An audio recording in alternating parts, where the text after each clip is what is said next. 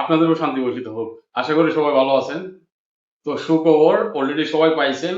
অনেক ইউটিউবার বা অনেক কন্টেন্ট ক্রিয়েটর বা অনেক নিউজের মাধ্যমে আপনারা শুনতে পাইছেন যে কাতারের যে ফ্লাইটগুলা কবে থেকে স্বাভাবিক হবে এবং টিকিটের দামগুলা আগের চেয়ে বা বর্তমানের চেয়ে অনেক কমে পাবেন। রিসেন্ট দেখুন আমার একটা ক্লায়েন্ট, ওনাকে ফ্রি ভিসা দিছিলাম, উনি 1,10,000 টাকা দিয়ে কাতার এয়ারলাইন্সে টিকিট কাটছেন ঢাকা টু দোহা। 1,10,000, যে টিকিটগুলো 80,000, 75,000, 85,000 এরকম ছিল। তো ওনার ভিসারও মেয়াদ নাই, তাড়াহুড়া করে উনি কনফার্ম করে ফেলছেন আগামী মাসে। এটা তো চলতেছে এপ্রিল, মের 10 তারিখ ওনার ভিসার মেয়াদ। তো আমি ওনাকে বলছিলাম যে একটু ধৈর্য ধরেন, দেখেন টিকিটের দাম কমে কিনা।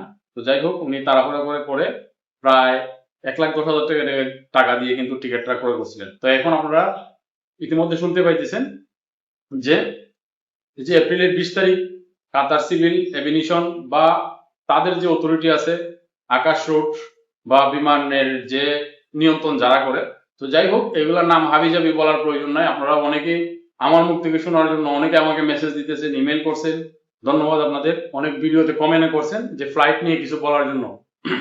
তো যদিও ফ্লাইট নিয়ে আমি কোনো তথ্য জানি না, যার কারণে এতদিন আমি কোনো ভিডিও আপনাদেরকে দেই নাই। তো এখন আপনারা অনেকের মুখ থেকে শুনতেছেন, আমার মুখ থেকে সঠিক তথ্যটা কি জানার জন্য অনেকে মেসেজ দিচ্ছেন। আপনাদের প্রতি আমি কৃতজ্ঞ। আপনাদের ভালোবাসার কারণে আমি চেষ্টা করি আপনাদেরকে সঠিক তথ্যগুলা দেওয়ার জন্য। তো আপনারা সবসময় ইনশাল্লাহ কাতারের অথেন্টিক নিউজ এবং সঠিক তথ্য আমার কাছ থেকে পাইবেন। আমার জন্য দোয়া করবেন। আর বর্তমানে যে 23 তারিখ থেকে ফ্লাইট চালু অলরেডি, তো 23 তারিখ থেকে যদি চালু হয়ে থাকে, এপ্রিলের 23 তারিখ থেকে ইউএস বাংলা, কাতার এয়ারলাইন্স এবং বাংলাদেশ বিমান ওগুলা যখন চলাচল করবে, টিকিটের দাম অবশ্যই কমবে। তো আপনারা ওইগুলা শিডিউল দেখে নেবেন।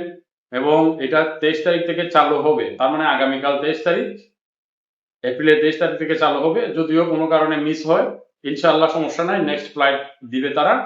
এবং এখন যেহেতু কাতার এয়ারলাইন্স, বাংলাদেশ বিমান এবং ইউএস বাংলা এগুলা চালু হচ্ছে, তার মানে টিকিটের দাম অবশ্যই কম হবে। তো আপনারা তাড়াহুড়া না করে, যাদের ভিসার মেয়াদ নাই তারা ইমার্জেন্সি টিকিট করবেন, আর যাদের ভিসার মেয়াদ আছে তারা টিকিট একটু দেরি করে কিনেন, তাহলে আপনারা কম দামে টিকিট পেতে পারবেন।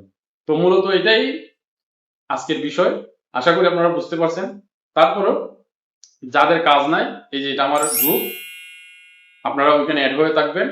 আমি চেষ্টা করি অথেন্টিক সোর্সের মাধ্যমে যে ভালো কাজগুলো হয়, স্যালারি ট্যালারি আপনারা ঠিক মতো পান, ওইখানে আপনাদেরকে ইন্টারভিউ দিয়ে আপনারা কাজ পাইবেন। ওই গ্রুপে যদি অ্যাড হয়ে থাকেন, তাহলে যাদের কাজ নাই কাতারে, আপনার কাজ পাওয়ার সম্ভাবনা আছে।